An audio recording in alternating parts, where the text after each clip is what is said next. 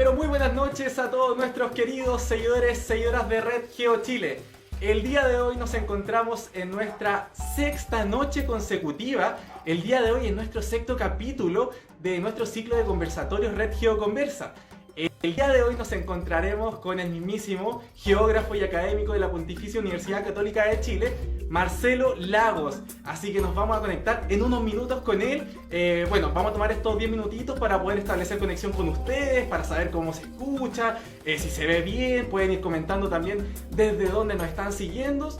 Y bueno, el día de hoy también nos está acompañando nuestra central de Curicó, Joaquín Vázquez. ¿Cómo estás, Joaquín? Muy buenas noches.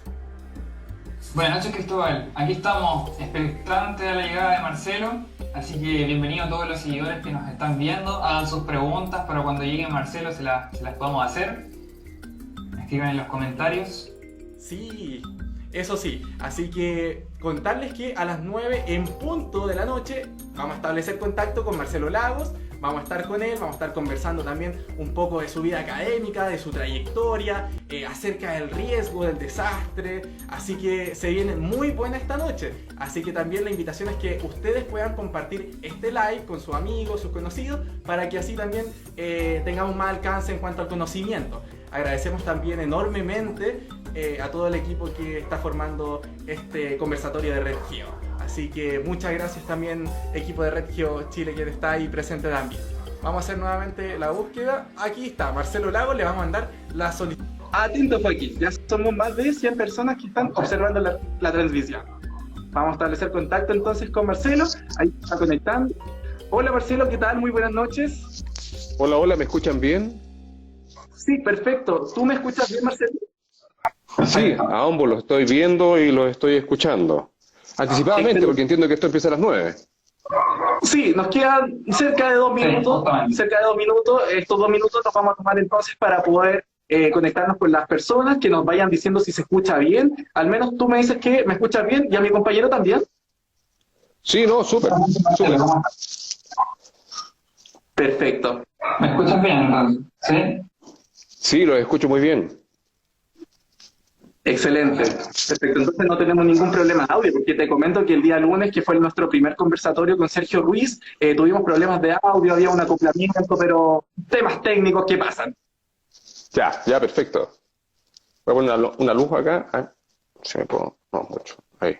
Sí, ahí nos estamos conectando entonces, estamos con Marcelo Lagos, geógrafo académico también de la Universidad Católica, así que el día de hoy estaremos conversando junto a él de distintos temas de la geociencia, específicamente de su área, de la geografía, así que ahí también vamos a estar respondiendo todas sus dudas y preguntas que tengan. Así que, bueno, ahí tenemos un pequeño problemita, está cargando el video de Marcelo, así que no sé si se escucha. Marcelo, ¿nos escuchas?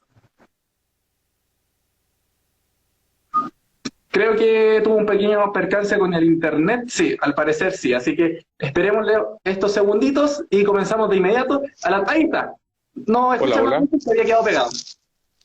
Los escucho bien. No, imagino que no sé si fueron ustedes o por acá, pero yo tengo buen acceso a la red, tengo aquí. Sí, ahora escuchamos perfectamente, así que, bueno, ya faltando segundos para las 9 de la noche, punto. ¿Te parece si comenzamos, Marcelo? Por favor, y adelante. Perfecto, encantado entonces. Bueno, la primera pregunta que tenemos, la pregunta de rigor, básicamente es sobre la vida académica, la vida profesional. ¿Por qué la geografía? ¿Por qué el gusto de esta ciencia, de esta rama en particular? Nos gustaría saber sobre eso. ¿Por qué nace esto? Bueno, primero que todo agradecer a Red Geo Chile por la invitación, por la consideración. Siempre es un honor acompañar a todos los interesados y las interesadas en estas materias.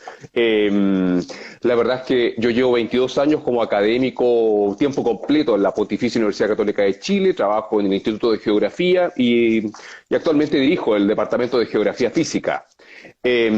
¿Por qué? La verdad es que son esas preguntas que uno no sé, el camino se fue haciendo como al andar. En mi época no, estoy hablando de la década de los 90, a principios de los 90, mejor dicho, no había una oferta de temas muy especializados en temas relacionados con la naturaleza, con el medio ambiente y con las preguntas que yo buscaba respuestas. En principio pensé que era la geología porque ciertamente era lo más cercano, lo más conocido por muchos, por todos, Sin embargo, tuve la oportunidad tempranamente de conocer trabajos de algunas geógrafas y geógrafos que me abrieron un camino que yo desconocía, porque bien saben ustedes de que no todos tienen la oportunidad en este país de conocer la geografía tempranamente en enseñanza media o básica. Generalmente los contenidos relacionados con geografía son tratados en los cursos vinculados con comprensión del medio social, dictados por profesores de historia o profesoras que son muy motivados, evidentemente, pero siempre como la hermana pequeña de la historia, algo muy tangente. La verdad es que todo queda como en tus manos, como ahí tú vas viendo, te vas haciendo camino.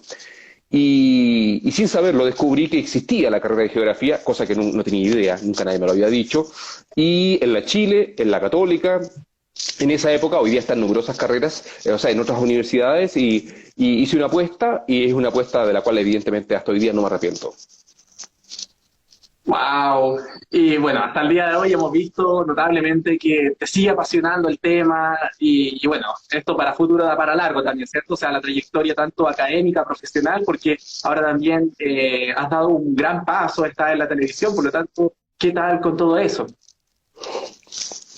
La verdad es que la televisión fue algo que jamás busqué, o sea, apareció también, como te decía al principio, es esa luz, no sé si llamarlo luz divina o lo que sea, pero en la academia hay un compromiso. El compromiso de la academia, primero que nada, evidentemente es la docencia, ¿cierto? La docencia de calidad, la docencia de pregrado, de posgrado. Otra prioridad de la academia es la investigación, ¿sí? Hay que investigar, hay que ser referente, hay que ser expertos y expertas en sus materias para, evidentemente, enseñar con propiedad. Pero también la universidad te exige la extensión, que le llaman, que es como la salida al mundo, cómo tú tu conocimiento lo llevas a todos y todas. Y de alguna forma la extensión, yo diría que por mucho tiempo ha sido, y en parte sigue siendo todavía, la hermana pequeña de esta ecuación. Sin embargo, siento, en rigor estoy convencido, que es una de las más importantes, porque evidentemente no todos tienen la oportunidad de entrar a la universidad, no todos tienen la oportunidad de estar en las cátedras, en las salas, o leer, o interactuar, mil cosas y respuestas que gradualmente mucha gente hoy día las puede encontrar en las redes, como la organización que ustedes lideran, pero por mucho tiempo y para muchas personas mucha información está sesgada, es críptica, es compleja, etcétera. Evidentemente la forma como tiene la academia de evaluar a los académicos es mediante el trabajo científico, la investigación científica, la publicación científica. Para muchos el publicar es publicar o morir, ¿cierto? Pero la verdad es que a mí me pasó algo que en algún minuto sentí que lejos el factor de impacto más relevante era comunicar, y yo no tenía idea que tenía esa habilidad. Tú tienes buenas evaluaciones docentes por los estudiantes y te evalúan todos los semestres, y algunos te van muy duro, otros son muy francos. Y generalmente, yo no soy profesor paleta, pero siempre he tenido muy buena relación con mis estudiantes. Y son cursos masivos, yo dicto cursos de 100 estudiantes, más de 100, algunos quizás, no sé, ya los más chicos 60, 70, pero siempre hay mucha gente en las salas. Y la verdad es que de repente apareció una cámara, yo creo que debe haber sido después del gran terremoto y tsunami de Sumatra Andamán, el sobre 9 que ocurrió frente a la isla de Sumatra, ¿cierto? Y alguien golpeó mi puerta y me preguntó en la Universidad Católica si podía dar una opinión. Y probablemente ese periodista le dio un dato al otro, y al otro, y al otro, y se armó una bola de nieve, y gradualmente todos golpeaban la misma puerta. Entonces llegó un punto que ya era demasiado. Y en algún minuto aparece, no sé si fue Megavisión, no recuerdo bien, o TVN, y me ofrecen que sea colaborador geocientífico en materias transversales vinculadas con el medio ambiente, las ciencias de la tierra, la contingencia. Fue una apuesta y el saldo fue positivo porque con el tiempo me he ido moviendo para aquí y para allá, y he tratado de aportar con mi grano de arena para darle visibilidad a estas materias, y peleando evidentemente con todo lo que es la farándula también, los públicos diferenciados, porque hay públicos en la noche, hay públicos en la mañana, hay públicos en el noticiero central, hemos hecho documentales para Nat Geo, para Discovery, para NHK, para canales europeos, pero también estoy en el matinal, y si tengo que estar mañana con el Tiki por Andés estoy bromeando, pero en la práctica también lo voy a hacer porque es otro público, y si puedo llegar a distintos públicos, bienvenido en estos temas. Por ahí más o menos va la cosa. Y hoy día nosotros somos los privilegiados de tenerte acá en nuestras pantallas. Así que muy bien. Encantado, muchas gracias. Gracias a ustedes por considerarme, de verdad. Muchas gracias, Marcelo. Bueno, entonces, Joaquín, vámonos de lleno en materia. ¿Qué les parece, chicos? Si comenzamos con nuestro primer tema de conversación para esta noche. Sí, justamente, Cristóbal, voy a agradecer la presencia de Marcelo, súper importante aquí, ¿no? vamos con el título de la conversación de hoy día, que es Antropoceno y riesgo de desastre. Bueno, y Marcelo, una consulta para todos los seguidores que se vayan enfocando más o menos al tema. ¿Nos puedes definir qué es Antropoceno y por qué ha tomado tanta relevancia en los últimos años? Bueno, el antropoceno, antropo viene de hombre, de humanos, ¿cierto? Y ceno viene del nuevo, y en rigor se trata de hacer de la analogía con las eras geológicas, como todos bien conocemos, ¿cierto? El Holoceno, etcétera. El antropoceno es un concepto que hoy día está en boca de muchos y muchas, y que lidera portadas de libros, documentales científicos, pero también es un concepto que todavía está tensionado en la ciencia. Sin embargo, lo medular de este concepto, que puede parecer críptico o algo complejo, es visibilizar cómo el sistema humano ha alterado el sistema planeta Tierra, dejando una huella indeleble, sea cual sea la capa, el lugar del planeta donde uno prospecta, haga un sondaje, cualquier tipo de trabajo que tú realices hoy día en la naturaleza. Puedes encontrar isótopos por cualquier parte, generados por nosotros, por los humanos. Evidentemente la huella está, pero más allá de eso, lo que busca visibilizar este concepto independiente que se conecta con las eras geológicas y se está tratando ciertamente de implementar y aceptar por todos, y evidentemente algunos están muy de acuerdo, otros no tanto, etcétera. Es visibilizar de que ciertamente el sistema humano ha alterado a la Tierra, a la casa.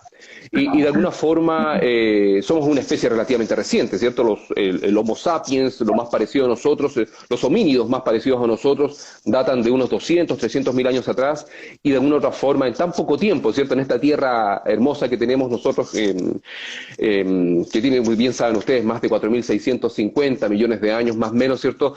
La hemos alterado. Y la idea del antropoceno es visibilizar de que somos tan pocos y hemos estado tan poco tiempo y pucha, que hemos hecho cosas malas.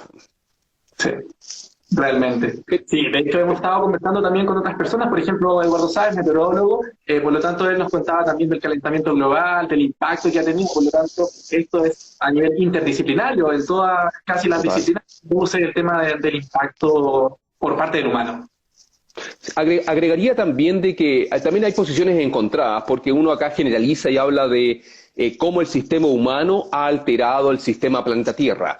Pero seamos honestos, evidentemente son cierto tipo de humanos, es cierto tipo de modelo de desarrollo económico neoliberal, es cierto tipo de actividad, y por lo tanto, evidentemente que hay comunidades y personas y individuos en el mundo que todo lo contrario, tienen una relación mucho más sana con la Tierra que otros. Por lo tanto, hay una mirada más crítica desde las ciencias sociales de quienes hablan, por ejemplo, del capitoloceno, y lo asocian netamente al capital. Y por lo tanto hay que entenderlo. La verdad es que yo acá no busco sencillamente obligar a entender un concepto o aceptarlo, sino que de alguna forma visibilizar el problema que ha generado este modelo de desarrollo en el planeta Tierra y cómo convivir ciertamente de mejor forma con esa realidad, porque si estamos en el antropoceno y gran parte de la literatura lo pinta como algo oscuro, como que les hemos hecho daño a la Tierra, hemos contaminado, hemos alterado los gases de efecto invernadero, etcétera, etcétera, etcétera, ¿qué viene para el futuro? Porque si estamos en el antropoceno y todo es oscuro, ¿podemos hacer algo? Claro, ahí se empiezan a cuestionar un poco la idea, ¿cierto? Claro, ciertamente. Sí. Bueno, Joaquín, ¿qué opinas respecto a esto? O sea, igual el cambio climático, todo esto, impactos medioambientales también produce un efecto negativo en cuanto al tema del planeta.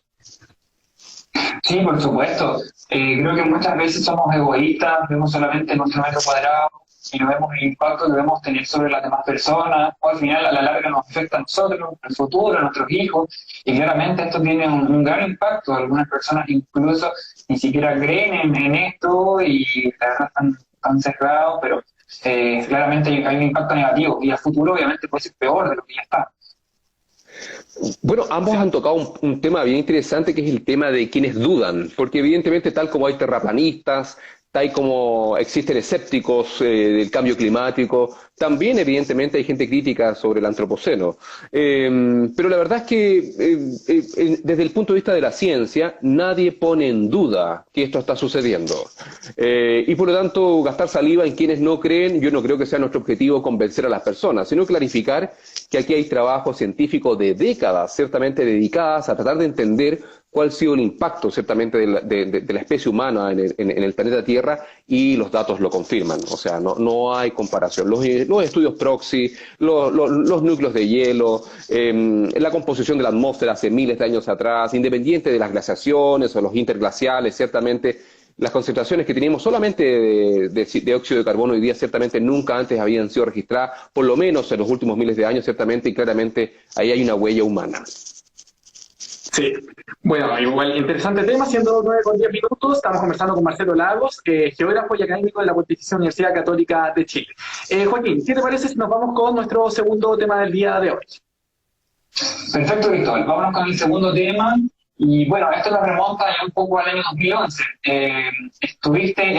Marcelo, estuviste en Tohoku y recorriste con las ciudades de Japón que fueron afectadas por el terremoto y tsunami 2011, 9.1, uno de los terremotos más grandes del último tiempo, que nosotros obviamente desde acá pudimos ver sobre el impacto que tuvo, la misma imagen, los mismos videos, e incluso tuvo impacto en otros países por el mismo tsunami transoceánico que nos afectó las mismas costas de Chile. Tú que pudiste ver en primera persona, ¿qué nos puedes contar de acuerdo a las experiencias y las anécdotas que tuvo el impacto de este terremoto en las ciudades niponas? Wow, la verdad es que ese ha sido uno de los trabajos post-tsunami. Generalmente cuando hay grandes terremotos con tsunamis en zonas en el mundo, tratamos de ir rápidamente. Y ese ocurrió el 11 de marzo del 2011 y recuerdo haber tratado de tomar un avión el 16 de marzo en Santiago, Los Ángeles, en California, y California, Tokio, al aeropuerto de Narita. Sin embargo, se suspendieron todos los vuelos, porque en ese momento había ocurrido el terremoto, pero no se había visibilizado inmediatamente la crisis nuclear producto de que el terremoto, pero particularmente, mejor dicho, el tsunami, ¿cierto?, destruyó la planta TEPCO Electric Power en Fukushima. Y en ese minuto había incertidumbre, no había mediciones. Japón estaba como un poco reservado con esa información, y días después empezó a visibilizarse mediante el monitoreo de sensores en satélites europeos principalmente, que mostraron que había una nube radioactiva que se estaba propagando, y en ese minuto recuerdo que muchas líneas aéreas suspendieron los vuelos y fue muy difícil llegar los primeros días a Japón, producto de que se dio primero que todo, y lo particular de este gran terremoto, este proceso en cascada, este proceso multipeligro, multi-hazard, donde tenemos un terremoto, tenemos deformación vertical de las costas, ciertamente, subsidencia cosísmica, luego tenemos un tsunami gigantesco y luego tenemos el impacto en un peligro tecnológico, que en este caso es la radioactividad, y todo concatenado, ciertamente, se hizo muy complejo. La verdad es que llegamos al poco tiempo, nos costó, pero llegamos. Y lo medular que yo compartiría con usted es de que a Japón por trabajo habíamos ido ya varias veces antes. Incluso yo había estado en Japón justamente días antes de este terremoto, y me tuve que volver a Chile creo que el 25 de febrero del 2011, porque conmemorábamos un año del terremoto y tsunami del 2010 en Chile. Entonces volví a participar de una serie de actos de conversación y cosas así. Y lamentablemente me perdí un 9.1 para el currículum en tiempo real, pero independiente de ello, menos mal que estábamos acá. Y volvimos, ciertamente, y lo que hizo Japón fue muy interesante, porque Japón dividió las costas por grupos de trabajo. Entonces, un grupo trabaja en la costa de la península de Bozo, otro grupo trabaja en la península en el área de Fukushima, otro grupo trabaja en el área de Sendai, otro grupo trabaja en el área de, no sé, de Kesenuma, Minami Sanriku, y así para que no todos se pelearan, porque aparte había radiactividad, aparte que había mucho daño, porque ciertamente el uso del suelo en zonas costeras, particularmente el tsunami, se encargó de pulverizar, y yo nunca había visto, he estado en otros tsunamis distintos, grandes, en distintas partes, pero yo nunca había visto tanto daño, tanta destrucción material, independiente de que fue un número sustancial de víctimas.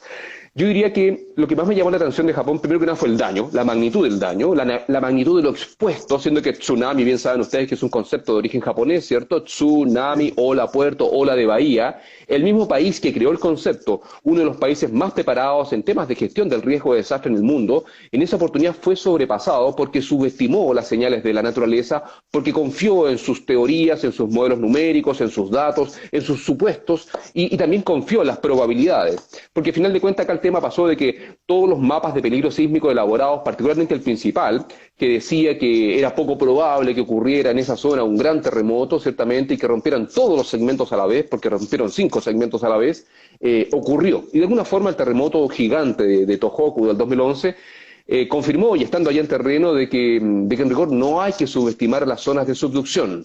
A veces creemos que la entendemos, a veces se cree que la comprendemos, pero gran parte de las interpretaciones se basan en supuestos, en datos, y en rigor lo que estaba pasando en el fondo oceánico, más cargado hacia la trinchera, donde se contacta ya la placa pacífica con la placa norteamericana, en rigor no se estaba entendiendo bien. Y hoy día, con modestia, recuerden que Japón se dio 10 años para reconstruir toda la costa este de la isla de Honshu, Tohoku. Este 2021 recién termina el proceso de reconstrucción. 10 años es gigantesco. Recuerden que en Chile para el 2010 con suerte nos dimos 3 años. Y, Sí. y ellos hicieron un mea culpa. En rigor, si ustedes, yo invito a todos quienes nos acompañan en esta conversación a que vean las imágenes en Google Earth, que vayan, por ejemplo, a cualquier localidad japonesa que haya sido afectada por el tsunami del 2011, por ejemplo, Minami Sanriku, y van a ver que las ciudades costeras fueron relocalizadas, el uso residencial se sacó de las zonas de inundación, los puertos evidentemente siguen, pero siguen fortaleciéndose los parques de mitigación, los bosques de mitigación, los rellenos, los diques, etcétera. En rigor, Japón aprendió a fuego. Sí, efectivamente. Sí, justamente Marcelo, en una parte muy importante, que Japón es uno de los países que tiene la mayor tecnología, incluso en la actualidad, en ese momento. Incluso Japón poseía sistemas de alerta de terremotos. Hay algunos videos donde se ve claramente la alerta sonando y luego en los minutos está la llegada de las ondas. Claramente era un país que creía que estaba muy preparado, claramente lo estaba, pero el terremoto fue gigante, el tsunami llegó muy rápido y bueno, dejó un número claro, no muy elevado de víctimas, pero el daño fue tremendo. Sí, Sí. Bueno, de alguna forma eso se conecta con esta mirada que tenemos, gran parte del paradigma hegemónico, el cómo hacemos las cosas hoy día, en confiar ciegamente en la tecnología. Y acá es importante destacar que la tecnología evidentemente que es importante, nos ha permitido ser mejores sociedades, avanzar, menos enfermedad, menos hambruna, mejores viviendas, probablemente tu desayuno es mucho mejor que el que desayunó tu abuelo hace 50 años atrás, etcétera, etcétera, etcétera. Sin embargo, a veces, hoy día, la verdad es que hoy día más la nueva normalidad en rigor es la sorpresa y entender esta complejidad, entender esta incertidumbre, cuesta evidentemente a las sociedades que estamos acostumbrados a la certidumbre. Nos gusta la certeza, nos gusta que nos digan este es el camino, por aquí, está todo correcto, yo los acompaño. Sin embargo, los últimos, hablamos de terremotos y tsunamis, los últimos gigantes en gran parte, ninguno era esperado. Lo mismo pasó con el gigante de Sumatra Andaman en 2004, pasó con el gigante del 2011 ciertamente en Japón, y en el caso de Chile no hemos tenido un gigante recientemente, pero en el 2010, si bien había trabajo científico que confirmaba que esa zona estaba cargada, ¿cierto? La calma sísmica de Concepción, Constitución, en rigor nadie estaba poniendo mucha atención. Recuerden ustedes que todo el mundo en Chile hablaba del norte de Chile, de que viene para Arica, para Iquique, para Mejillones, las señalizaciones de peligro de tsunami estaban instaladas allá, los primeros mapas de peligro de tsunami que elaboró el CHOA los hizo para Arica, después Iquique, después Mejillones, no lo hizo para Curanipe, no lo hizo para Perales, no estaban los ojos puestos allá. Pero en Talcahuano se estaba construyendo, en esa zona se estaba construyendo el próximo escenario y también fuimos sorprendidos. Entonces, en la práctica es interesante poner atención a que no siempre hoy día estamos hablando todos de que viene algo grande acá en la zona central de Chile, y que entre Los Vilos y Pichilemu en cualquier minuto podría romper, pero no sabemos si va a romper eso, si va a ser más grande, o va a ser al sur de Osorno o al norte de Mejillones. Hay incertidumbre y eso evidentemente es complejo de abordar. Y acá yo creo que el mensaje ciertamente es aprender de que esto puede ocurrir en cualquier minuto, en cualquier parte también. Sí. Oye, bueno, Marcelo, abarcando también el tema de los tsunamis, sabemos que tú en tu trayectoria profesional has recorrido distintas partes del país, ¿cierto? Entonces, por ejemplo, tú estudias tsunamis pasados también, obviamente, y, por ejemplo, ¿cuál zona te ha impresionado por el tsunami? O, por ejemplo, ¿qué zona ves propensa o con más exposición al tsunami? Mira, la verdad es que por lo que he visto de tsunamis, la verdad es que lamentablemente yo nunca he estado en un tsunami exactamente en el minuto parado ahí, ¿ah? Debo ser honesto. Yo generalmente los investigo antes o llego horas después si es cerca y si en el caso de, claro, para el tsunami del 2014 en Iquique, por ejemplo, el 1 de abril llegué, el terremoto fue, recuerdo, el 1 de abril y yo en la madrugada ya estaba llegando a Iquique y esa anécdota es muy interesante. Pero para el japonés me demoré mucho más, pues entonces depende. Pero lo que yo he visto es de que honestamente, para grandes tsunamis, todo lo que está bajo los 10 metros de altitud, ¿cierto? Está expuesto a tsunami. Y evidentemente, entre más cerca de la costa estoy, más expuesto estoy. Y independiente de que muchos pueden escapar, también hay un público importante de personas que no tiene las capacidades o las habilidades o siempre depende y necesita de un segundo o un tercero que lo ayude. Ese es un tema no resuelto en nuestro país. Yo diría que la ventaja que tiene Chile es que su configuración costera, generalmente la topografía en general aumenta altitud rápidamente. Sin embargo, todos bien saben que en Chile estamos llenos de señales de alta exposición, sea donde sea. En rigor, en todas partes tenemos infraestructura crítica en zonas costeras, viviendas sociales, escuelas, servicios de salud, hasta bomberos, intendencias, o sea, asilos de ancianos. La verdad es que no nos saquemos la suerte entre gitanos. El tema tsunami es un tema huérfano todavía en la legislación chilena, independiente de todo el conocimiento que tenemos, independiente de los modelos numéricos, de los mapas de peligro, del conocimiento científico que avanza a velocidad vertiginosa en estas materias.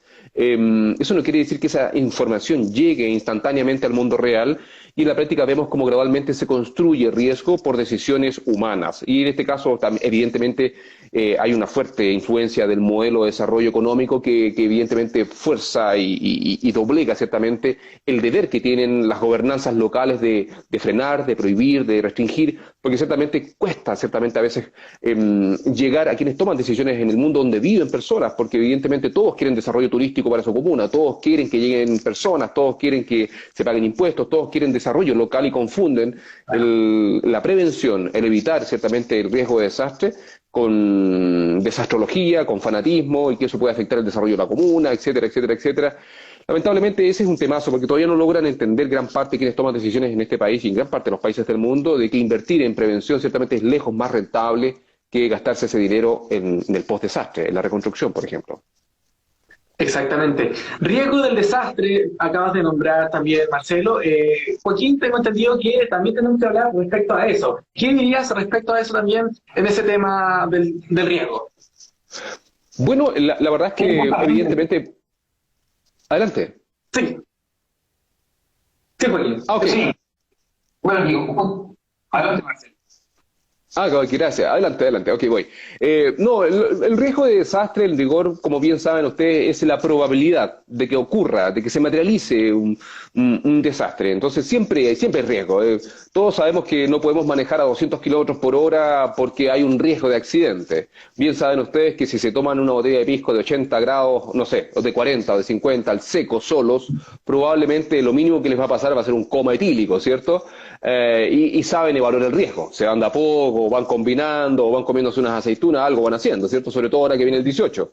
En la práctica, a lo que voy de que siempre estamos conscientes del riesgo en la medida de lo posible, y cuando no nos damos cuenta o cuando no comprendemos el riesgo, nos exponemos. Y es por eso que hay gente que se ahoga en playas prohibidas porque no comprende el riesgo de bañarse en una playa prohibida. O soy asaltado porque me expuse a transitar por un lugar que no debería haber transitado en cierto horario, porque se sabe. Uno sabe dónde, generalmente todos sabemos dónde hay riesgo. Y relacionado con procesos de la naturaleza, evidentemente, información hay muchísima. Chile tiene mucha información. Nadie pone en duda que los bordes costeros se van a inundar en algún minuto por tsunamis, que las quebradas van a ser cubiertas por aluviones, que los cauces van a desbordar en algún minuto, sobre todo por la complejidad y los efectos derivados del cambio climático y su influencia en los procesos hidrometeorológicos. Todos sabemos que aluviones, inundaciones, incendios en los bosques, que la falla de San Ramón algún día se va a activar, o Mesa Mávida, o Cariño Botao. En la práctica, todos sabemos, o sea, acá yo creo que si hacemos una encuesta de todos quienes nos acompañan hoy día en esta conversación, todos sabemos en algún lugar donde hay peligro, en los volcanes, etcétera. Sin embargo, independiente de esa información existente, los niveles de exposición, o sea, estar expuesto al peligro y vulnerabilidad, donde gran parte de nuestra sociedad sistemáticamente es vulnerada, porque la gente no quiere ser vulnerable, nadie quiere ser pobre, nadie quiere, o sea, acá en la práctica hay que entender que también que el modelo de desarrollo construye y vulnera a las sociedades, con sueldos bajos, con desigualdad, con mala salud pública, con malas viviendas. En la práctica la vulnerabilidad también se construye, ¿ah? Y después me da risa cuando les dicen tienen que ser resilientes, necesitamos comunidades resilientes, y les ponen el hospital en zona de peligro. En la práctica, a lo que voy yo es de que el riesgo de desastre se concentra en tratar de entender y evitar ciertamente que se materialicen desastres en un país perdón, en un país donde los niveles de exposición son altísimos, y hasta hoy día, yo diría que en buena medida la naturaleza nos ha tratado suave, porque gran parte de los eventos importantes que hemos tenido no han cobrado un número sustantivos me lo puse al revés. Números sustantivos de víctimas. Por ejemplo, en pocos días más vamos a tener la conmemoración. El próximo miércoles se conmemoran 5 años del gran terremoto y tsunami de Illapel, ¿cierto? Un 8.3, con tsunami que medimos al sur de Punta Lengua de Vaca, mi grupo de trabajo, 13 metros de tsunami, no fue menor, pero ese evento gigantesco generó solamente 11 víctimas. O sea, 11 víctimas para un terremoto 8.4 no se ve en ninguna parte del mundo. Y de esas 11, 8 murieron ahogadas. Y las restantes 3 por colapso, por caída de materiales, etc. En la práctica, en todo este tema del riesgo de desastre, me quedo con el tsunami particularmente porque está comprobado que es casi 20 veces más letal que los terremotos, sobre todo en países como los nuestros, donde tenemos normativa para construir y vivir con este tipo de amenazas. Sin embargo, son todas las otras amenazas de la naturaleza que acompañan, por ejemplo, terremotos, que hoy día están huérfanas en gran parte de nuestra normativa, de nuestra legislación, pero también en el entendimiento de las personas, porque no son eventos que ocurren todos los días. Y por lo tanto, eso es combinado, implica aumento del riesgo. Sí, bueno, Joaquín tiene una pregunta respecto también al desastre, ¿sí? Porque tú también mencionas sobre el desastre y la naturaleza, y justamente va enfocada a ello. Cuéntanos, Joaquín. Dale. Sí, justamente. Justamente, bueno, como mencionaba Marcelo, el riesgo también tiene una fórmula, que es el riesgo del resultado entre la peligrosidad, la vulnerabilidad y la exposición. Bueno, ante lo mismo que mencionabas, Marcelo, ¿qué mensaje le entregarías a las personas o a las mismas autoridades que construyen ciudades donde ya han sido afectadas por tsunami, erupciones volcánicas o terremotos? Hemos mencionado en los últimos minutos varios desastres que han azotado ciudades chilenas y que luego, con el tiempo, vuelven a construirse en el mismo lugar, saliéndonos del contexto de terremoto, de tsunami, erupciones volcánicas. Lo hemos visto, por ejemplo, en el año 60, la erupción del volcán Villarrica, donde la ARA arrasó prácticamente gran parte de Cuñaripe. En 2008 ocurrió con Chaitén, los aluviones en Atacama. ¿Qué mensaje entregaría? Bueno, acá hay un tema no menor. Yo diría que lo principal es de que si ha ocurrido algo en el pasado, volverá a ocurrir en el futuro. Esa es la partida. Segundo, es que aquí hay 2 escenarios. Por una parte, ya existen altos niveles de exposición. Por lo tanto, ahí yo no puedo sacar instantáneamente a las personas, a las instalaciones, sino que ahí hay que remediar, hay que hacer una gestión del riesgo que logre solucionar ese problema. Y en ese caso, evidentemente, ahí entramos con medidas vinculadas con normativa, instrumentos de planificación territorial, educación, vías de evacuación y alguna obra de mitigación, entre comillas, para tener más tiempo para evacuar. Sin embargo, el hacer ciudad, el hacer asentamiento humano es algo que en Chile se está haciendo permanentemente. Los límites urbanos se amplían y por lo tanto es en ese minuto cuando realmente se puede ordenar los territorios. Pasa con Pucón, pasa con el norte de La Serena, pasa con Arica y su expansión urbana hacia el río Yuta. En rigor pasa en gran parte de nuestro país donde las ciudades van creciendo y es el minuto de tomar decisiones de qué localizamos, qué no localizamos y cómo incorporamos el conocimiento técnico y científico que nos permita hacer mejores sociedades. Yo diría que mi principal mensaje va para las personas, desde el punto de vista de que personas con conocimiento de estos temas, personas educadas. Y cuando hablo de personas educadas no estoy hablando de personas que hayan tenido que ir a la universidad o con posgrado, estoy hablando de entender estos procesos. Cuando tenemos personas educadas que están conscientes y que comprenden el riesgo, evidentemente estas personas tienen la habilidad de presionar, de exigir a la autoridad que dé garantías de seguridad. Porque hay que entender que el habitar con seguridad es un tema de dignidad también. O sea, la dignidad no solamente, la dignidad implica que el Estado te dé garantías de habitar con seguridad. Y en la práctica lo que no puede pasar es que una vivienda que cumple, que paga sus impuestos, que está localizada de acuerdo a un plan regulador que dice que se puede habitar allí, que mañana se la lleve un tsunami, o que se la lleve un lahar secundario, o la queme un incendio de un bosque forestal, etcétera. En la práctica, permanentemente los gobiernos y el Estado construyen riesgo con sus decisiones, pero también hay una acumulado de antes, porque estos temas siempre han sido en gran parte invisibilizados. Hoy día llegó el minuto de mirar de frente, ciertamente, esto, porque los desastres siguen y siguen y siguen aumentando, y yo diría que sociedades educadas son sociedades informadas y son sociedades que exigen, ciertamente, son sociedades que tienen conductas de autocuidado, porque al final de cuentas, ¿quién decide cómo crece la ciudad? ¿Quién decide qué localizamos y qué no localizamos? En rigor, hoy día, normativamente, son los planos reguladores. Y los planos reguladores derivan ciertamente de la Ordenanza General de Urbanismo y Construcciones, de una política ciertamente, y hay una serie de normas y artículos que dicen qué tiene que hacerse y qué no tiene que hacerse. Y en la práctica, en el papel suena increíble, pero en la práctica se sigue construyendo riesgo con las decisiones. Por lo tanto, alguien está permitiendo que esto ocurra. ¿Y quién lo permite? En rigor, finalmente, son los mismos concejales y las concejalas y los alcaldes y alcaldesas que aprueban o rechazan los estudios de riesgo, que son la base para hacer planos reguladores que permitan vivir de forma sustentable con la tierra y sus procesos. Por lo tanto, yo invitaría a las comunidades que tengan, que sean claras y que identifiquen claramente por qué concejales están votando, que exijan ciertamente que la autoridad que los representa les dé garantías de seguridad. Y ahora justamente el 25 de octubre también tenemos la oportunidad, ciertamente, de marcar eso, porque en la práctica, si ustedes observan, nuestra Constitución dice claramente que el Estado tiene el deber y el derecho de garantizar la seguridad a todas las personas que habitan este territorio. Y eso evidentemente lo podemos tensionar, ciertamente. Nuestra Constitución actual dice y garantiza ciertamente el derecho a vivir en un medio ambiente libre de contaminación. Y ustedes bien saben que también eso no se cumple. Entonces, en la práctica, evidentemente una Constitución no va a cambiar todo de forma instantánea, pero es un paso importante y necesario que necesitamos mirar de frente. Sí, al final volvemos a caer en lo mismo de todas las conversaciones, que es un trabajo interdisciplinario, no solamente de la ciencia, sino que de la política, de los profesionales, de todo, de la sociedad también. Y abarcando el tema de la sociedad y los desastres, tú, Marcelo, dices que los desastres no son naturales. ¿A qué te refieres con eso y por qué? Bueno, la verdad es que el paradigma o la forma de entender los desastres como no naturales es una línea de pensamiento que ya tiene más de 40 años, hace mucho tiempo que existe esto, hay suficiente literatura, libros y todo un marco teórico al respecto. Lo interesante es que hoy día recién se está visibilizando de forma masiva, porque evidentemente no es fácil ir contra el paradigma hegemónico. El paradigma hegemónico generalmente fisicaliza, naturaliza el problema. El problema es el terremoto, el problema es el tsunami, el problema es el volcán.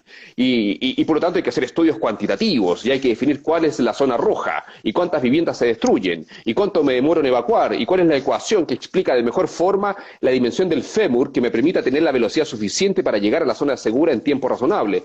Y vivimos haciendo ese tipo de estudios, pero en la práctica se sigue construyendo riesgo. En la práctica, la construcción social del riesgo explica de que los desastres y el riesgo se construye. Somos nosotros como sociedades que con nuestras decisiones construimos riesgo.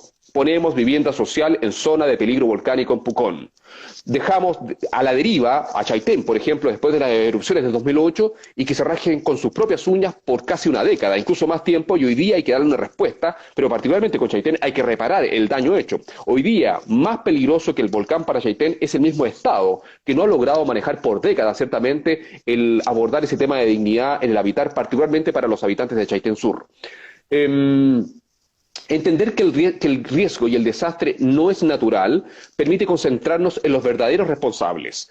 En rigor, son humanos, son personas. El desastre no lo generó el tsunami el 27 de febrero del 2010.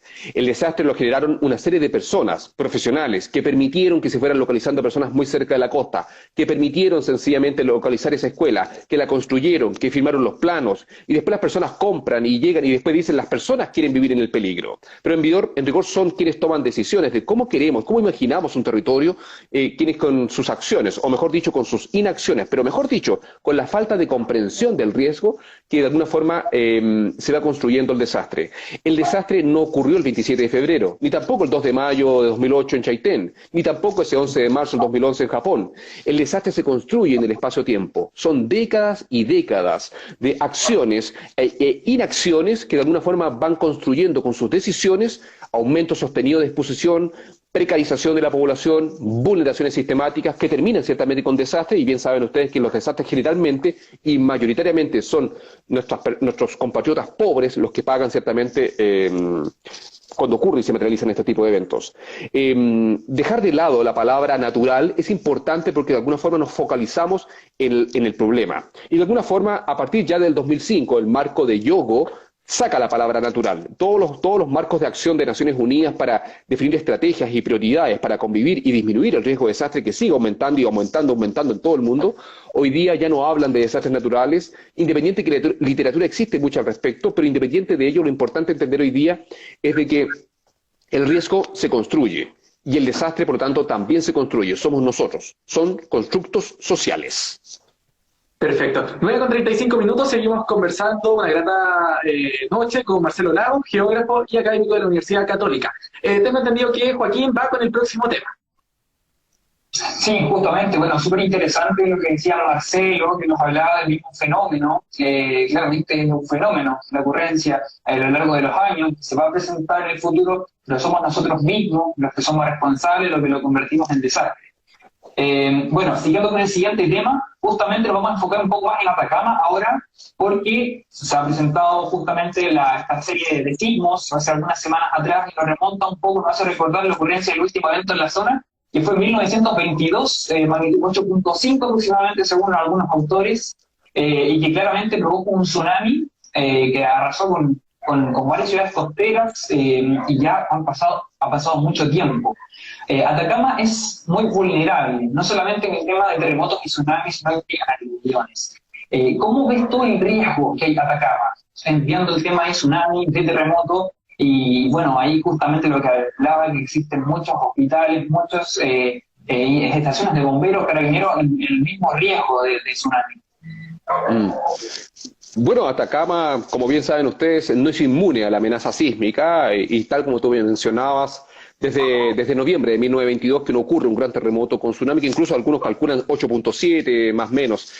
Independiente de ello, los principales asentamientos costeros que tiene la región de Atacama son por el norte Chañaral, luego viene Caldera y luego viene Huasco. A diferencia de otras costas de Chile, tienen menores niveles de exposición de población, pero eso no quiere decir que no haya personas expuestas. Particularmente, yo diría que uno de los principales peligros en todo lo que es la calma sísmica de Atacama es la costa, porque yo destacaría el poblamiento irregular, en rigor la toma de terreno. En la práctica, recuerden ustedes que uno de los principales problemas que tiene la zona costera de la costa de Atacama, pero también una virtud, es que tiene unas playas increíbles, tiene unos paisajes increíbles, y eso se ha transformado en un imán para muchos y muchas que sencillamente van a la costa, marcan con tiza, y a los pocos días construyen una casa, y hay casas de todo tipo. La verdad es que, y lo interesante que ocurre en la costa de Atacama, no es que necesiten, no son tomas de terreno porque necesito una vivienda adecuada o no tengo vivienda, sino que son segundas residencias. O sea, es la casa de veraneo. Y estas generalmente son muchísimas, y están altamente expuestas, muy cercanas al mar, y ahí hay una informalidad que con el tiempo se transforma en formalidad, y esa formalidad ya hace difícil ciertamente el manejo del peligro y el riesgo particularmente. La verdad es que Bahía Inglesa, que probablemente ustedes la conocen, también partió siendo una toma de terreno en su momento, pero probablemente cuando se tomaron los terrenos de Bahía Inglesa, y hoy día todos bien saben que es un balneario consolidado, muy atractivo, etcétera, no se miraba, no se entendía bien al tsunami, etcétera. Hoy día tenemos mucha información. Hoy día sabemos que todo lo que está muy cerca del mar está expuesto y en riesgo. Y si tenemos esa información, de verdad que debemos aprovechar esa información. Aprovecharla significa ocupemos el borde costero y la zona costera de forma responsable. Acá hay responsabilidad de todo, tanto de los habitantes que toman terrenos irregularmente, pero también de un Estado que no está preocupado de fiscalizar ciertamente y solucionar ese tema de la demanda de uso de suelo para segundas residencias en la costa de Atacama. La calma sísmica del 1922, toda esta zona está madurísima, está madura, en cualquier minuto podría tener un gran evento. La sismicidad que ocurrió en los últimos días frente a Carrizal Bajo ciertamente es una señal más de esta amenaza latente. Pero particularmente yo diría que también es el tema de la contaminación, y que no es menor. Hay que destacar de que gran parte de la región de Atacama ha sido maltratada históricamente por procesos vinculados con la minería, donde la legislación ha permitido una serie de impactos que hoy día quizás no ocurrirían, pero por ejemplo bien saben ustedes que Chañaral por mucho tiempo su línea de costa cambió completamente producto de la cantidad de material que se fue depositando ciertamente en su bahía, y hoy día el peligro es más complejo. El día que ocurre un gran terremoto con tsunami en Chañaral, tenemos terremoto, tenemos procesos de liquefacción por suelos que están saturados de trazas de metales pesados, etcétera. Luego tenemos un tsunami que va a levantar esos lodos de la bahía sumergida y los va a tirar sobre las personas. En la práctica, el proceso puede ser más complejo porque el proceso previo de degradación ambiental puede hacer que los desastres sean aún más graves. Lo otro también es que en la zona costera de Atacama también tenemos compañías y empresas que son importantes para el desarrollo y actividades económicas del país, pero también son disruptivas con el medio ambiente. Hay termoeléctricas que incluso cerca de asentamientos humanos y pueden hacer que una vez que ocurre un evento sea más peligroso que si no estuvieran estas instalaciones. Yo diría que Atacama y la sismicidad de estos días nos recuerda y nos visibiliza que tenemos que estar alertas, atentos y realmente evaluar cómo lo estamos haciendo de modo de evitar que se materialice un desastre más complejo y evidentemente que nadie quiere que ocurra. Sí, Marcelo, tú particularmente, disculpa Joaquín, particularmente en la región de Atacama, ¿tú has logrado obtener alguna evidencia, algunos registros sobre el tsunami, por ejemplo, del año 1922? Sí, hemos hecho, bueno, hay varios trabajos, incluso la capa de arena transportada por el tsunami de 1922 aparentemente está en la estratigrafía de Chañaral, se puede identificar entre aluviones, entre actividad minera, mejor dicho, desechos de la minería, y están esas capas de arena. Pero también hemos modelado numéricamente distintos escenarios de tsunamis similares al de 1922, detonados por eventos sobre 8, 8.5, 8.7, incluso 9, para ver qué pasaría en las costas. Y ciertamente las alturas de ola podrían ser, como siempre las hemos visto, generalmente alturas decimétricas, 10 metros, en algunos lugares incluso hasta 20 metros, sobre todo en las costas más accidentadas, más confinadas. Por ejemplo, la toma en Puerto Viejo, que es una playa de bolsillo, una playa antigua, donde hay un acantilado atrás que ustedes bien saben que está un acantilado muerto, etcétera. Ellos están muy expuestos, ciertamente. Lo mismo pasa más al sur de Huasco. La verdad es que los tsunamis en la costa de Atacama han ocurrido. Y es más, hay trabajo también, recuerdo que la Universidad de Atacama y el grupo de geología hace un tiempo atrás publicó trabajo de evidencias de antiguos tsunamis también, estudiando evidencia paleosísmica en ciertas zonas donde ciertamente confirman que estos fenómenos no son un bicho raro. Excelente. Sí, justamente.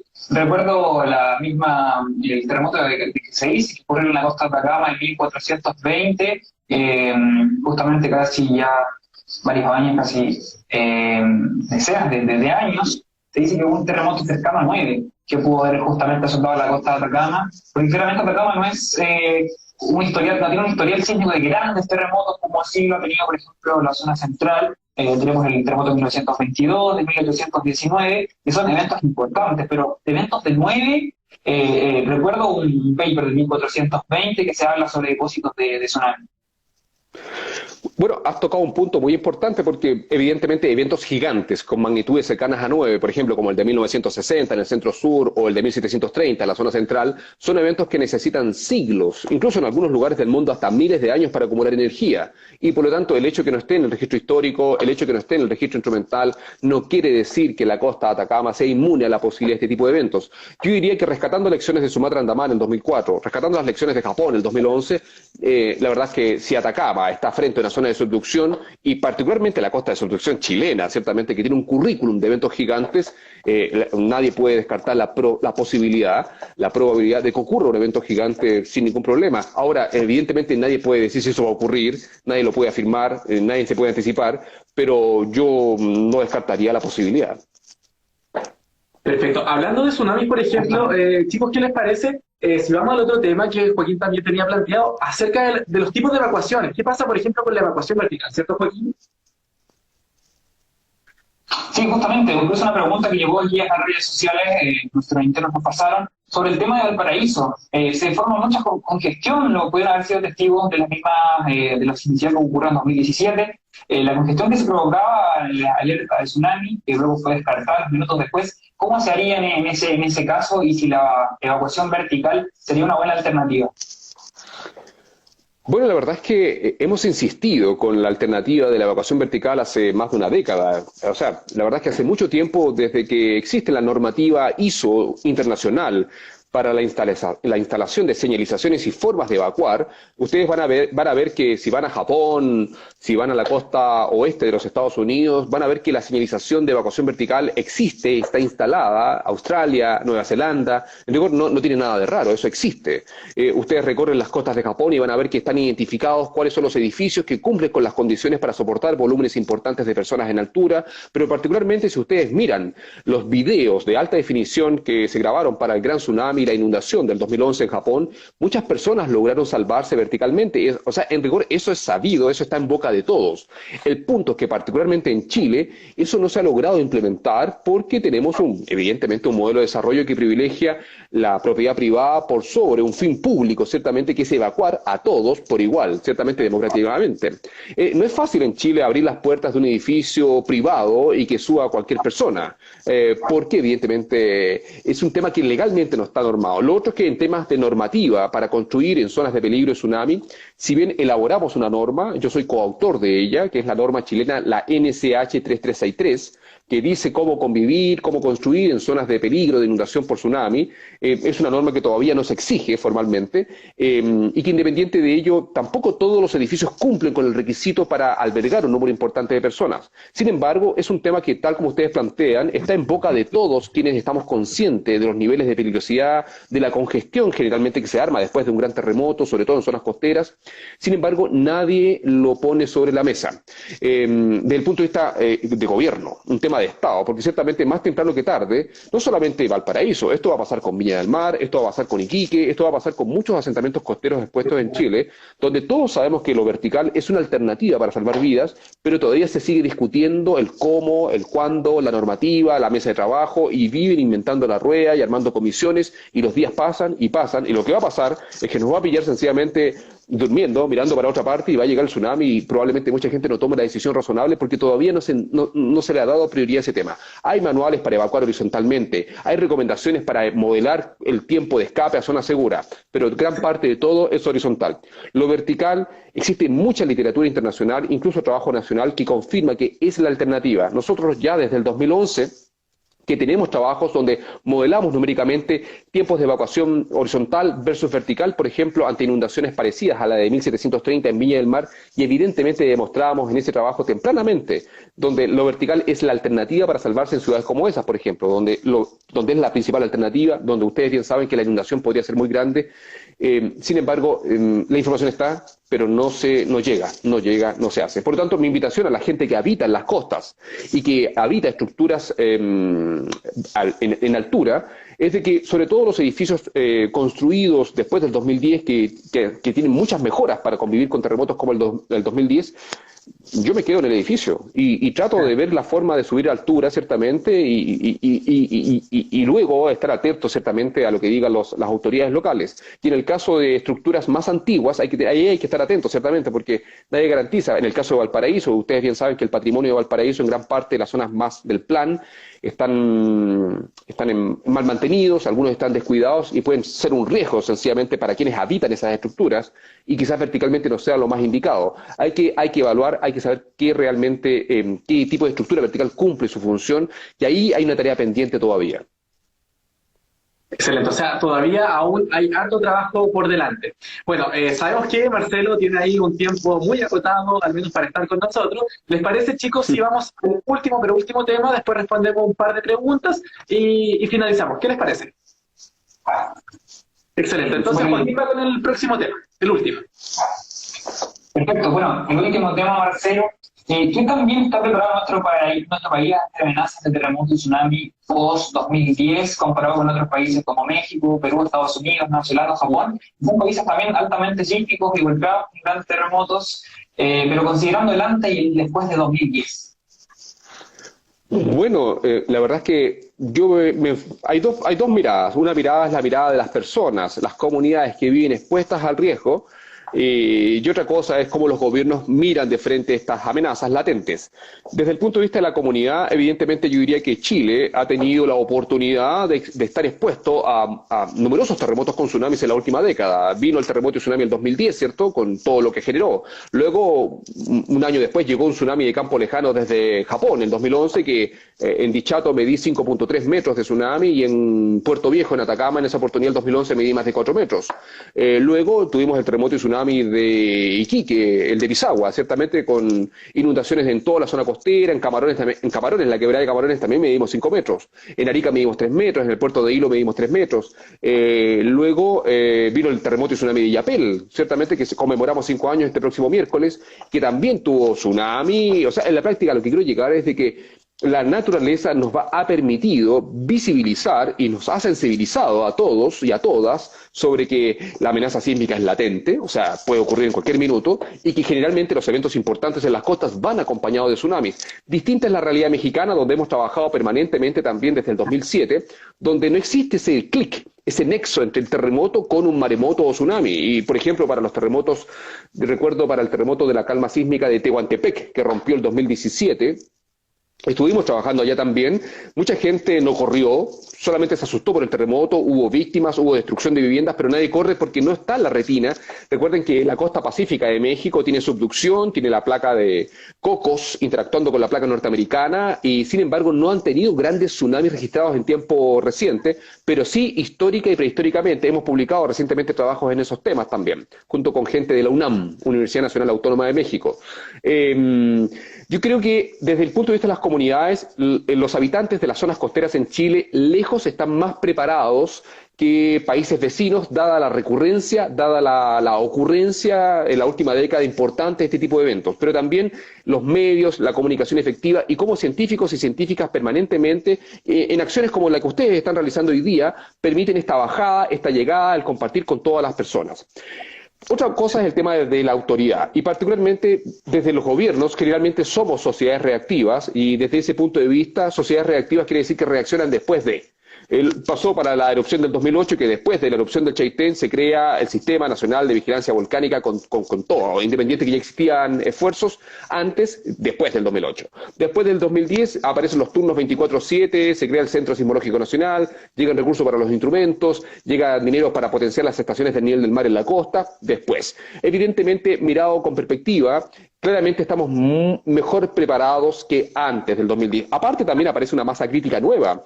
Después del tsunami y terremoto del 2010, muchas personas, hombres y mujeres, se interesaron por estas materias y hoy día hay mucha masa crítica que busca aportar desde las ciencias sociales, desde las ingenierías, desde las ciencias naturales, desde todos transversalmente interesados en estas materias. Organizaciones como la suya no existían para el 2010, sin embargo hoy día probablemente ustedes deben saber el catastro, pero hay muchas que compiten y se complementan ciertamente en estos enfoques. Por lo tanto, evidentemente estamos mejor preparados que el 2010, sin embargo una cosa es manejar la emergencia, y otra cosa es evitar que se materialice el desastre, porque la emergencia solamente es la punta del iceberg de un gran problema, que es no atacar el problema de fondo. Porque yo puedo poner miles de señaléticas en la costa que te digo peligro de tsunami. Yo puedo tener el mejor sistema sofisticado de alerta temprana que te avisa en el celular, corre, viene el tsunami. Pero en rigor hemos visto en los últimos eventos de que la tecnología falla, que la tecnología se equivoca también, y que no siempre llega de forma justa para todos. No todos tienen acceso a un buen teléfono. No todas las comunidades costeras en Chile tienen sirenas, que son miles de millones de pesos que hay que pagar.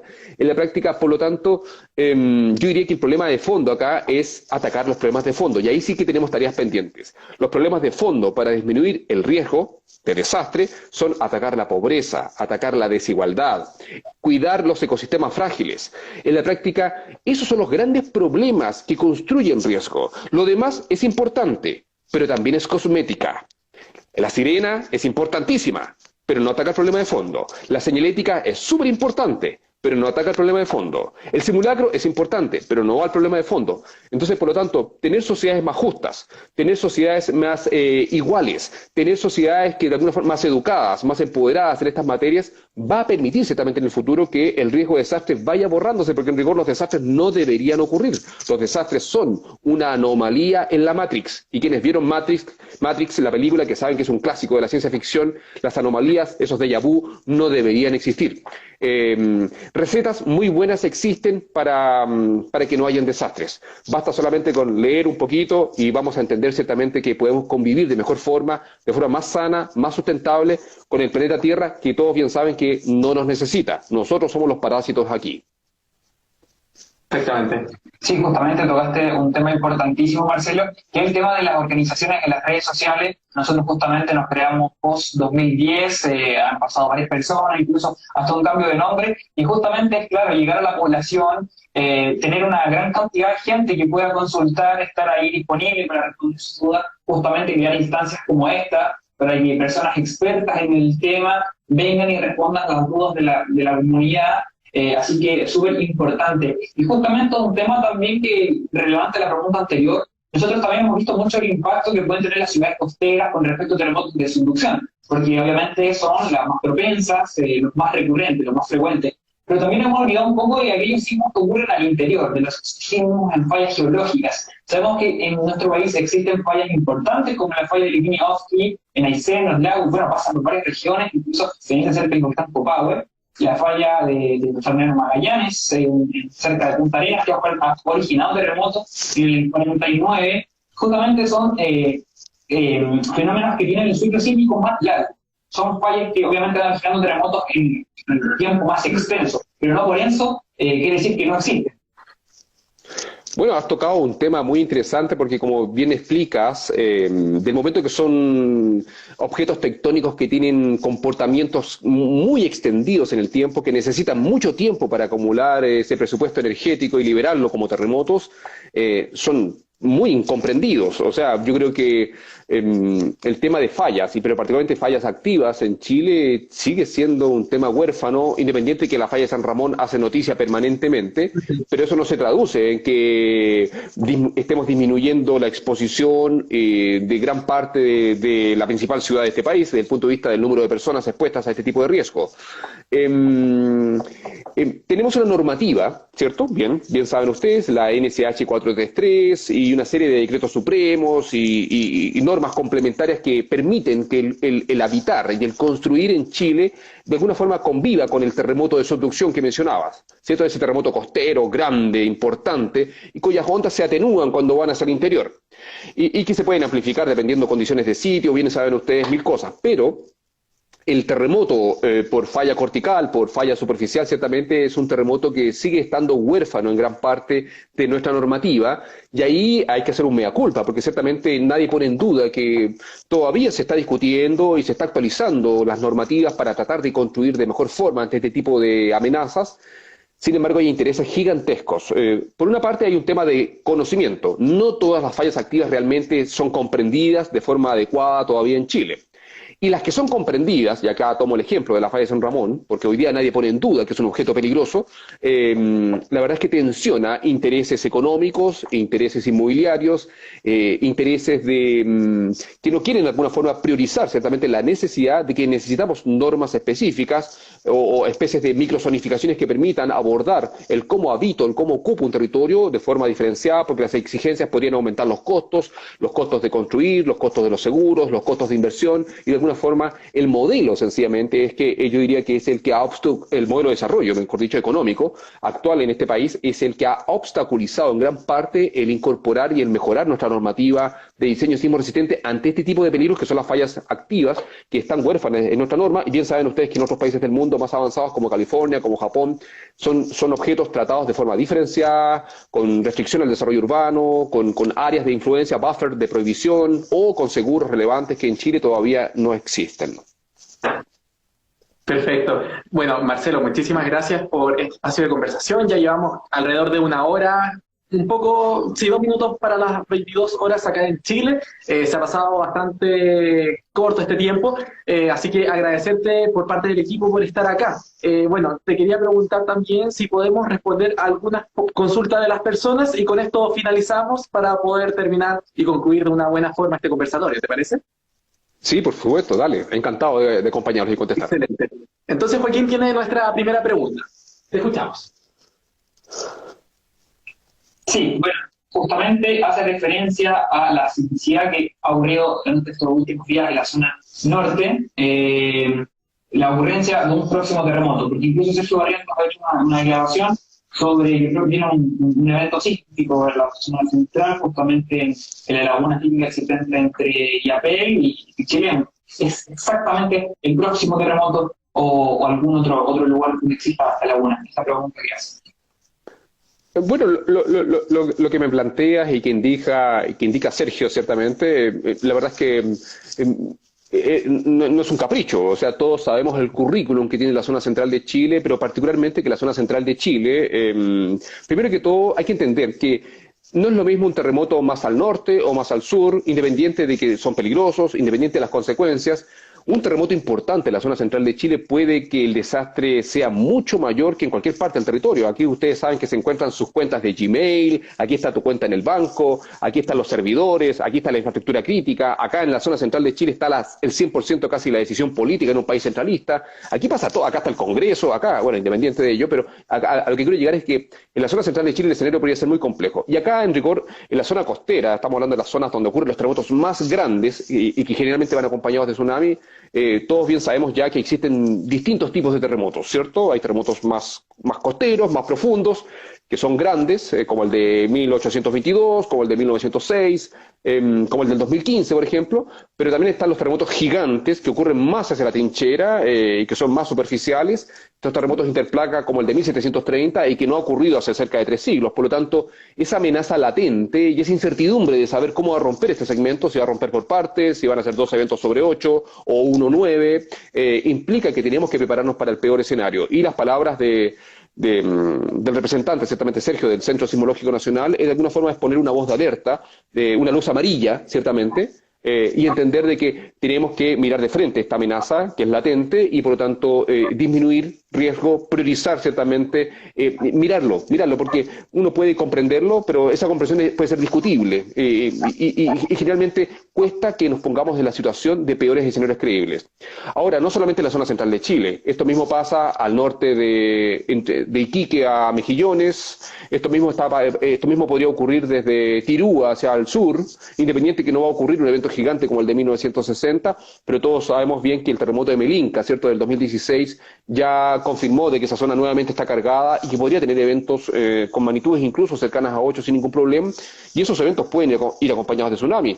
Tanto así que recuerden que la zona más austral, de la zona de Melinka, de los canales, de Aysén, recuerden que un terremoto en 2007, ¿cierto?, el 21 de abril de 2007, de una magnitud sobre 6, detonó deslizamientos y eso generó un tsunami y cobró la vida de cerca de 11 personas. En la práctica, la amenaza sísmica está presente en gran parte de todo nuestro territorio, pero hay lugares, como bien decías, ciertamente que las cosas podrían ser más complejas de lo que imaginamos.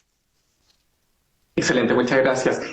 Oye, Marcelo, por ejemplo, tú acabas de mencionar acerca del terremoto de Melinka. ¿Ese terremoto se puede catalogar como una réplica de 1960? Preguntan. La verdad es que depende.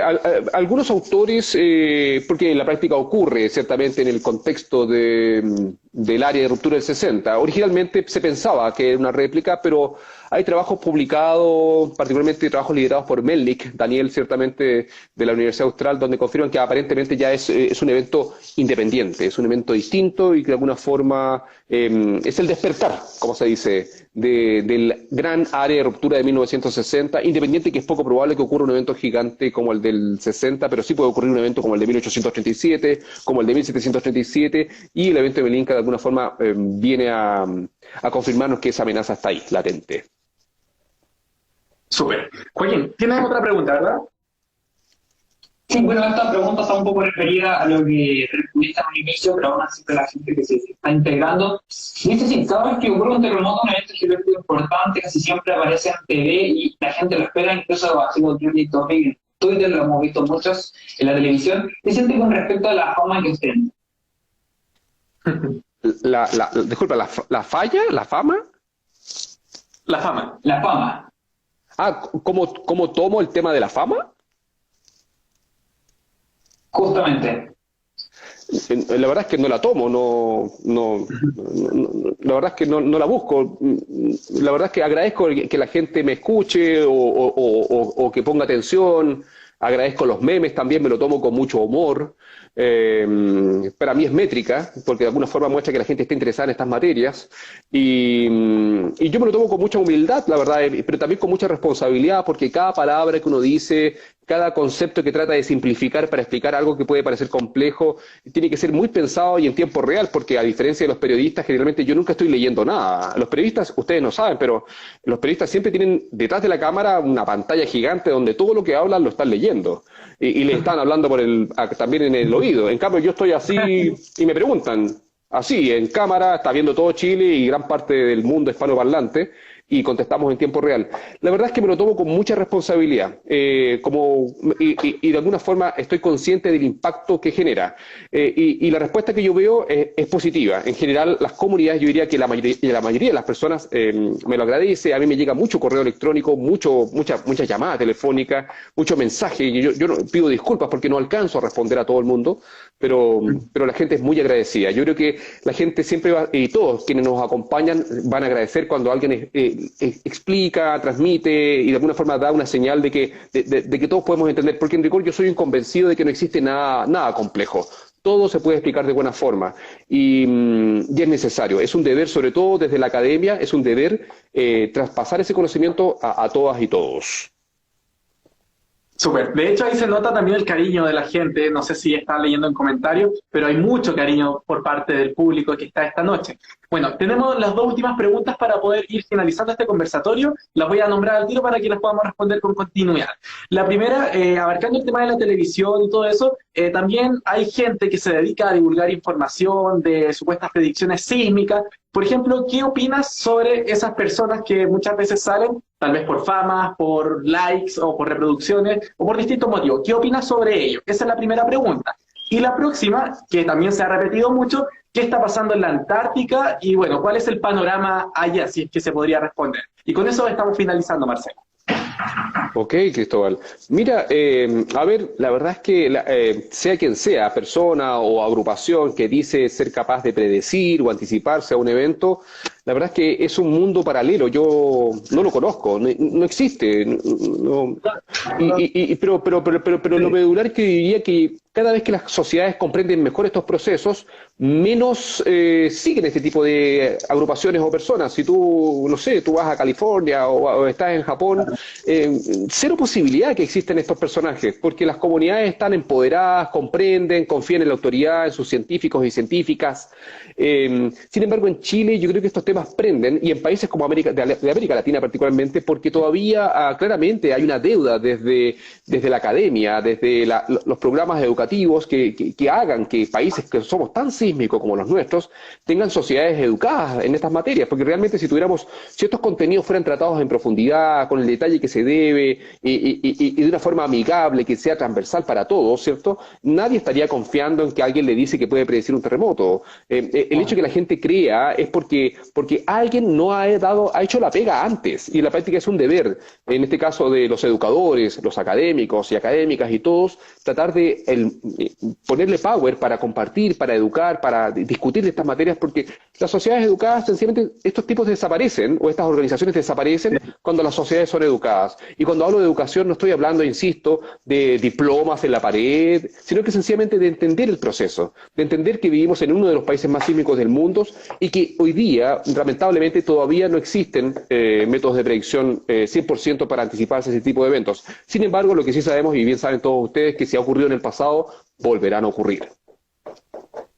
Súper, bastante claro, la verdad. Bueno, y respecto Fíjate, respecto a la Antártida, la verdad es que no estoy muy al tanto, pero bien saben ustedes que la Antártida es parte del planeta Tierra. Y si ocurriera, no sé, no he mirado, no he monitoreado lo que está pasando específicamente allá, pero no es extraña que exista sismicidad.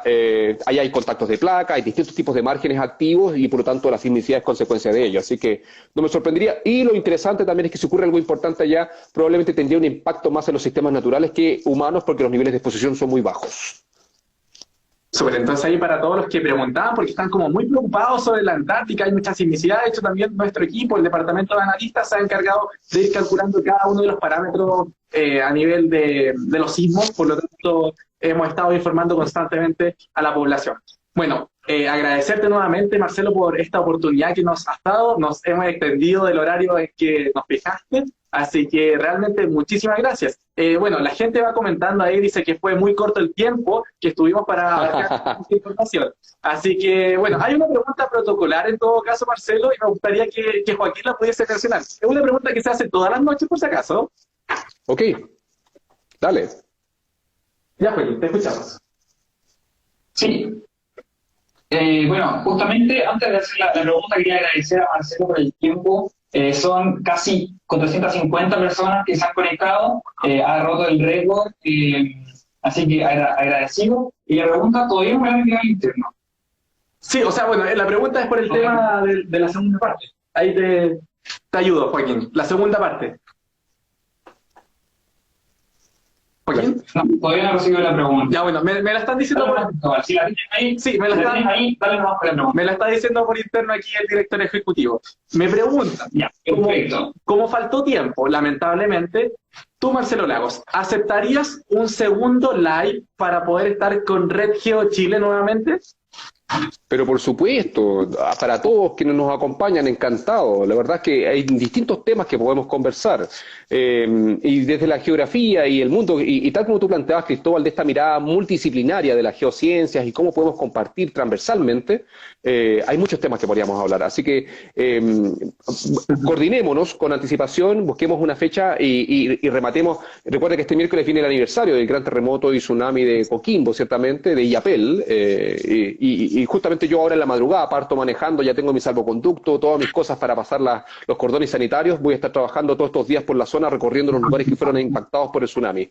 Y vamos a lanzar una nota justamente el próximo miércoles en TVN para que la puedan ver. Cortita, pero de lo bueno poco. Y pensemos de aquí, y no solamente una reunión más, podemos realizar distintas reuniones, porque estos temas dan para largo siempre. Así que me encantaría estar toda la noche con ustedes, pero los sábados por la noche me gusta estar con mi familia. Así que un abrazo para todos. Y usted, acá, material dispuesto soy yo. Excelente, de verdad, muchísimas gracias. Y bueno, para ir finalizando entonces, por su parte, Marcelo, nosotros esta parte la destinamos para, sin censura, nosotros le decimos, lo que sea un mensaje destinado para alguien en particular o para los televidentes, para quien sea. Acá no censuramos absolutamente a nadie, para que terminemos con esa última reflexión, tal vez social, y nos despedimos, lamentablemente. No, pero por favor, no es lamentable. Yo creo que hay que verlo positivamente. El tiempo de todos es valioso, así que está bien, sí, todo suma. Mira, la verdad es que me sorprende una pregunta así porque yo siempre soy franco, no necesito que me censuren porque nunca me censuro y siempre digo lo que pienso. No, nunca me he visto sentido, restringido, apretado por el contexto. Yo lo que digo, lo pienso desde un principio. Y por lo tanto, gran parte de toda esta conversación que hemos tenido ha sido absolutamente sin censura. Entonces, que me des más minutos para lo mismo es como aprovechar nomás sencillamente en agradecer la oportunidad que ustedes me han dado para compartir con todos ustedes y de alguna forma ver la forma de volver a reunirnos. Sencillamente agradecer a quienes nos acompañan, al tiempo que han destinado ciertamente a seguir esta conversación en línea y de alguna forma invitarlos a seguir participando de organizaciones como la de ustedes, porque evidentemente que es necesario apropiarnos de experiencias, entender, compartir, responder a preguntas y dudas, y qué mejor que entre todos que esta mirada multidisciplinaria, de intereses distintos, de ganas de hacer una mejor sociedad. Yo soy un convencido que podemos ser cada día mejores sociedades si nos respetamos, si nos aceptamos con las diferencias que todos tenemos, y que ciertamente hoy día, particularmente Chile, está viviendo un momento muy interesante de que podemos hacer un cambio, un giro importante necesario para nuestra sociedad y para nuestro país. Así que eso solamente. Muchas gracias por todo. Excelente. Muchas gracias, Marcelo. Muchas gracias, Marcelo. Sí, y bueno, también para que lo sigan en redes sociales, puedes nombrar ahí tu Instagram porque hace poquito se creó también, ¿no? Sí, debo ser honesto, yo no soy mucho de redes sociales, lo lamento, pero no porque no quiera. Pero cuando sea necesario, yo siempre voy a estar explicando en algún lugar, donde sea. Ahora, sí, recientemente comencé a apoyar a TVN, que es el canal de televisión nacional de Chile, ¿cierto? Y ellos me dijeron, deberías tener un Instagram. Y yo le dije, pero ¿cómo hago eso? Bueno, tienes que crearte una cuenta. Y creé una cuenta que es marcelo.lagos geógrafo, algo así, y ahí hago unas conversaciones como estas con TVN. He subido creo que 4 fotos, pero me comprometo a subir más imágenes de lo que hago. No acostumbro a visibilizar mi vida laboral, pero voy a ir alimentándola con cosas porque hay muchas cosas interesantes que hacemos todos los días, les contará. Ahí van a ir conociendo. Súper, entonces ahí para que lo vayan siguiendo y vayan viendo también las publicaciones que va realizando, todos los movimientos ahí que se pueden ver. Muchísimas gracias, Marcelo, por esta gran noche de conversatorio. Agradecer totalmente a la sintonía y nos vemos en otra oportunidad entonces, Marcelo. Así va a ser, así que nos contactamos por interno y lo agendamos. Un abrazo para todos, un abrazo para todas, un abrazo a ustedes dos, ciertamente gracias por el contacto y por haberme considerado y haberme invitado a acompañarlos en la red Geo Chile, ciertamente. Excelente. Bueno, con esto concluimos. Gracias. Chao, Marcelo, que estés muy bien. Chao, que estés muy bien. Gracias por la... Chao. Chao.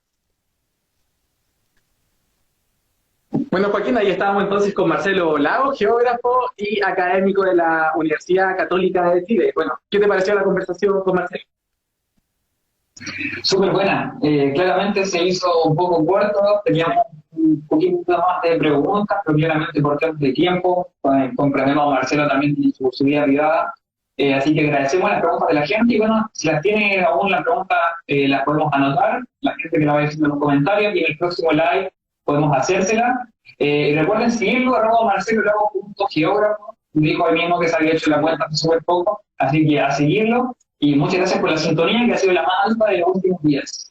Exactamente, muchísimas gracias a todos los que nos están viendo, recordarles que mañana no hay transmisión, volvemos el día lunes. El día lunes estaremos con una profesional directamente desde el Cernageomin, por lo tanto vamos a hablar sobre volcanes. Ahí los vamos a esperar. Y bueno, el martes también tenemos transmisión, pero todavía no le podemos decir quién va a ser el invitado o invitada. Así que estén atentos a nuestras redes sociales como Red Geo Chile en Instagram y Twitter o en Facebook como Red Geo Científica de Chile. Y bueno, muchas gracias por la sintonía nuevamente, por los saludos. Ahí llega el cariño de la gente, Joaquín. Y nada, pues ustedes son los que hacen posible que estemos el día de hoy transmitiendo este conversatorio. Así que bueno, Joaquín, no sé si tiene algo más que decir. Sí, justamente reiterar los agradecimientos a la gente que nos acompañó. La próxima semana vamos a seguir con nuevos invitados, con nuevas sorpresas. Así que muchas gracias a ti, Cristóbal, a todo el equipo que está detrás de cámaras, también colaborándonos internamente. Y por supuesto a ustedes por seguirnos y hacernos los comentarios y las preguntas. Eso. Y bueno, también recalcar que no crean que no los leemos, porque aquí estamos leyendo absolutamente todos los comentarios, pero lamentablemente el tiempo es así, es bastante acotado. Pero bueno, existirá también la segunda parte de este conversatorio y bueno, estén atentos a nuestras redes sociales. Sin nada más que decir, nos despedimos, muchísimas gracias. Mucho cariño también para todos ustedes que nos están viendo hasta esta hora. Y recuerden que nos vemos el día lunes con volcanes, directamente desde el Cernageomin. Así que un gran abrazo a todos. Recuerden que todavía sigue la pandemia, a cuidarse mucho, quedarse en casa aún y no salgan también. Así que usen la mascarilla también. Así que, Joaquín, a usar la mascarilla también. Por supuesto. Chao, chao. Muy buenas noches, Chile y el mundo también. Chao, hasta luego. Nos vemos el lunes, 21 horas, a través de Instagram Live. Chao. Chao, chao.